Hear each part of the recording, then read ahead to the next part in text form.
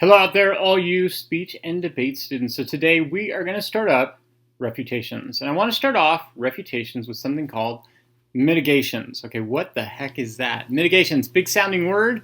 It's actually pretty simple. So the big thing I want us to look at is video games. Many of you guys have played Nintendo Smash Brothers, and you know that when you play Nintendo Smash Brothers, whatever character you choose, you have defensive and offensive moves. Now, on the defense, you can defend yourself in a variety of ways, but I'm going to talk about two. One of them is by using your shield, or you can dodge your opponent and miss their attacks. Remember, you can't win this way, but you can make sure that you keep up your strength so you can use weapons to beat your opponent. The same is true for debate and argumentation. So let's take using the shield inside of Nintendo Smash Brothers.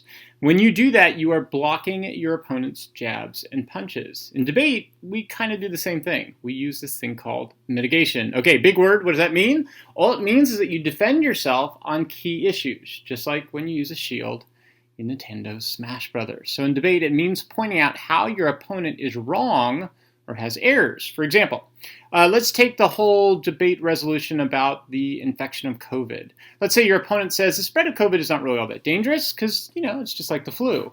You say, yeah, actually it is dangerous because you're contagious before you know you even have it. This doesn't mean that you're winning the argument. It just shows that your opponent is not correct.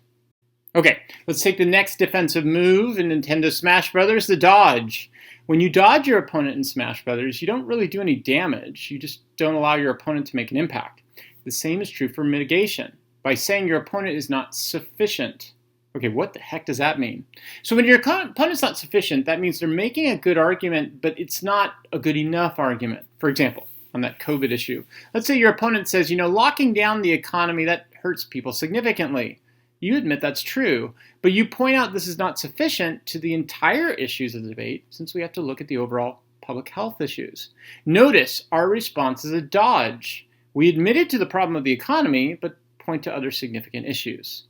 I, the announcer, invite you to smash your rivals off the stage in Super Smash Bros. Ultimate. Mitigation is a great way to make sure you don't lose your health in the debate, but it's not going to win you the debate, because you haven't really thrown any of your own punches or jabs. You just make sure you stay in the game with your full health points.